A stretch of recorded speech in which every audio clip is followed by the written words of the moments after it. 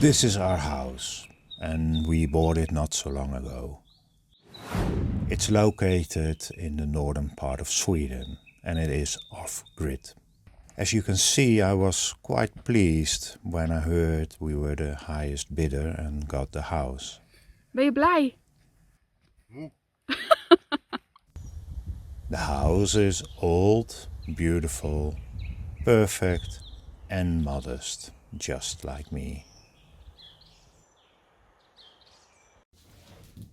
Since most people don't buy a house that often, I thought it might be helpful to share some tips and experiences. I would not call it the ultimate guide because it's impossible to cover everything that lurks in the shadows when it comes to buying a house, but I hope it is a helpful guide. All the advice I'm about to give you is mostly based on my own failing memory. All of this can and probably will apply to many other houses in many other places, but we'll stick to Sweden. I've managed to boil it down into 7 steps, more or less. Step 1. How much?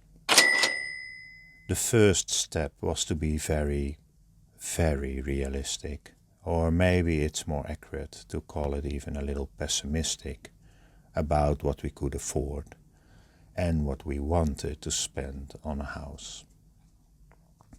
All that meant not investing all our savings in the house, but also putting aside a little for repairs, travel,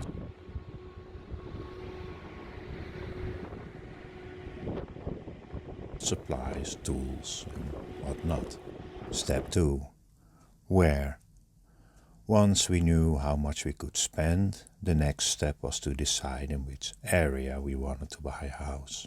Let us say everything below the vibrant and cosmopolitan city of Mora is the area that lies well within a day's travel of a bridge or ferry to mainland Europe.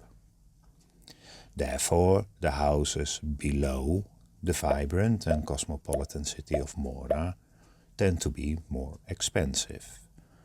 Let's call this area the south. The further away from those entry points you are, so the further north you go, the more affordable it becomes. This has a lot to do with foreigners who don't want to travel several days within Sweden to get to their property.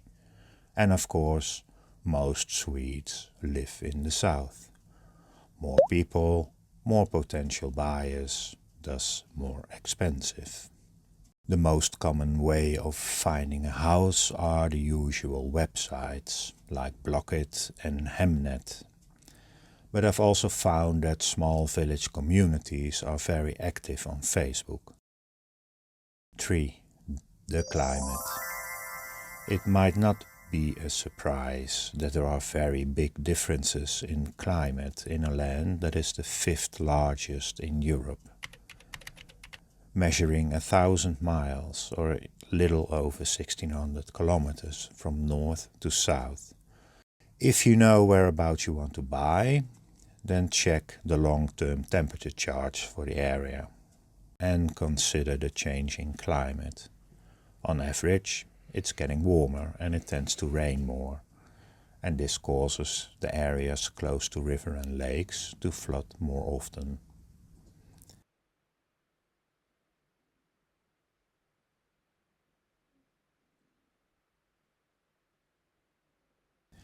A number of roads have been closed recently because of flooding, and we even had landslides, avalanches and quite a few storms.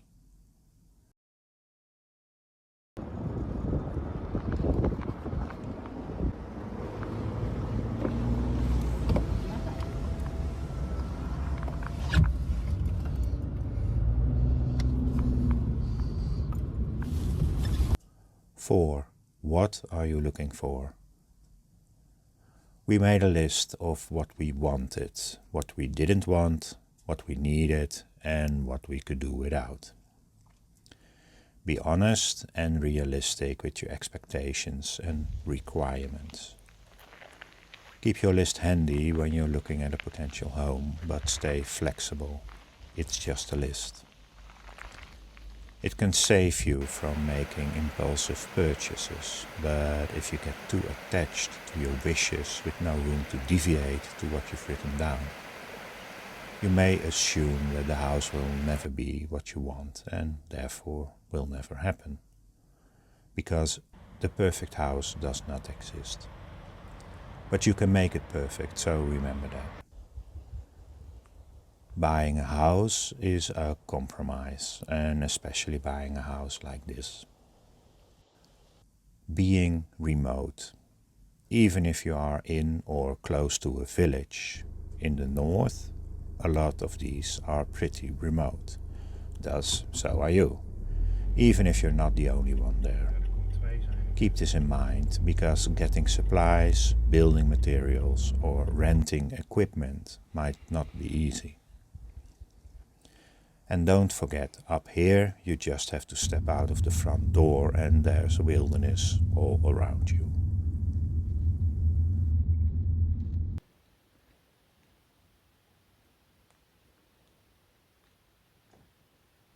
Five, how to get what you want.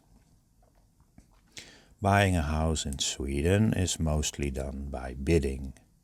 As you can imagine, it's very easy to get carried away when you have the feeling you're almost there. Just one more bid. Don't do it. Set your maximum offer in advance and stick to it. 6. What to be aware of. This is without a doubt the most extensive step of the list. There is a lot to be aware of. Not all houses are winterized. A lot, if not nearly all, of these remote off-grid summer houses are not ready for winter living. Ours is definitely not. Be ready to invest a lot of time and money into such a house if you want to live there year-round. Once you've found something of your liking, make sure that the surrounding land is included in the sale, and that it's not a leasehold or a rented property where the land does not belong to you.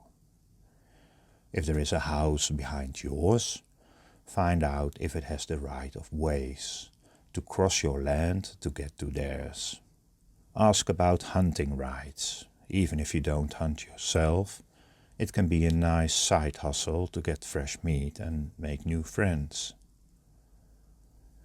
If it used to be a farm, it's very well possible the local council must approve of the sale. And they most likely will. They did in our case, but not always. Something else to consider is the access road. In some cases, there's no more than a hint of a track leading up to the house. It may be overgrown, very rocky, or even washed away by last year's heavy rains.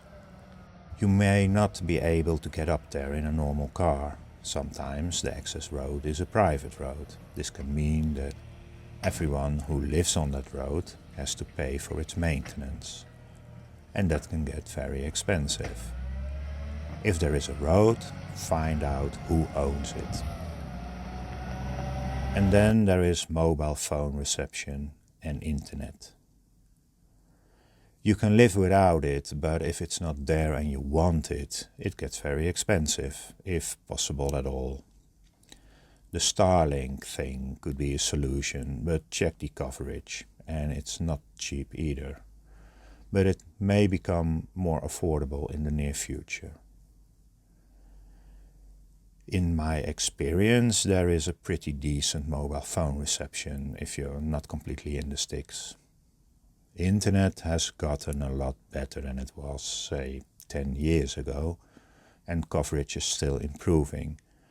But be sure to check for reception in the more remote areas. Know that power outages are quite common. The nearest village to our place has them a couple of times a year. And that's not taking the winter ones into account. Power lines are above ground, and if a tree falls on them, it may take multiple days to get the grid back up. This winter, at some point, 10,000 people were without electricity. I very strongly recommend to visit the house before you buy it. Preferably not in winter, as you want to have a clear view of the roof. Houses do get sold in Sweden without the buyer having gone to see them. Hello. But I would always go and have a look in real life before closing the sale. It doesn't need mentioning that houses are made to look as attractive as possible in the photos, and sometimes it's not so great in real life. If there are no pictures of the interior, they are missing for a reason. They are not there because the interior is crap. Another reason why it can be important to visit the house is the smell. Most houses are made of wood, and if they are moldy and damp, the interior will not smell good. You also might want to listen for traffic or industry. Even if there's no road nearby, sound can travel vast distances, especially if there is a lake in between you and the road. Also be aware of hydroelectric dams.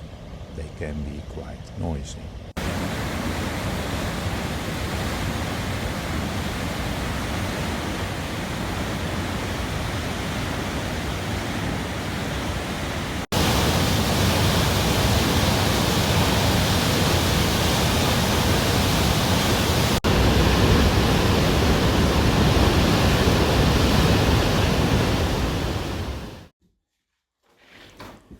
Before purchase, you can have an expert check the house for dry rot and fungi, and I think the bank makes it compulsory if you need a loan. I'm not sure here, but usually these off-grid forest houses need work anyway and are sold as is. The expert will not open walls or floors to look inside or underneath, so the added value may be small and not worth it. We had a setback with our house, but however discouraging it was at the time. In the end, it's just extra work. Try to make the best of it, and that's the way it is.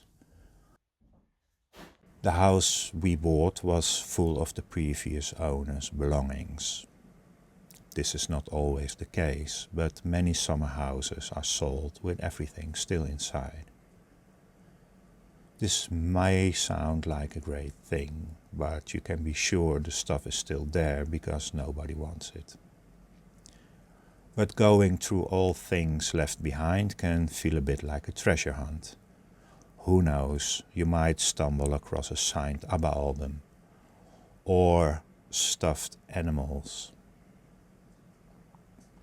If the house you want to buy is in the forest and you do not own the forest, be prepared for it to be cut down at some point in the future. Most of the forests are production forests and they will be harvested. It happened to us, and after the initial shock of having our house in the middle of the forest, suddenly not being in the forest anymore, it turned out to be a blessing in disguise.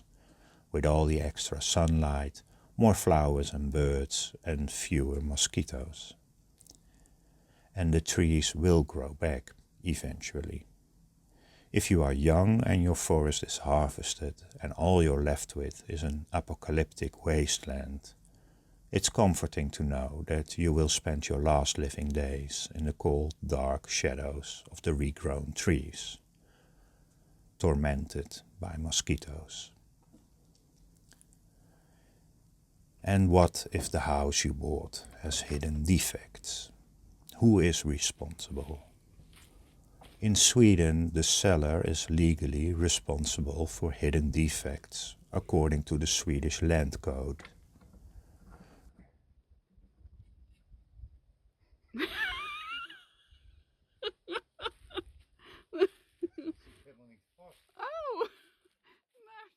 The seller can be held liable for such defects for up to 10 years after the sale. However, this only applies to defects that were present at the time of the sale and meet the definition of hidden defects. The buyer, that's you, has the duty to inspect the property carefully before purchase. This inspection usually involves hiring a professional property inspector. Any defects that are visible or could have been discovered during this inspection are usually the responsibility of the buyer after the sale. And this last one is a very important one. The defect must be of such a nature that the buyer could not have foreseen it, taking into account the age, the price, and the condition of the property. Yes, that's correct. The age, price, and condition of the property. Well, dear friends, I could go on, but it will have to do for now. I just want to leave you with this. You're always one decision away from a completely different life. Thanks for watching, and I will see you soon.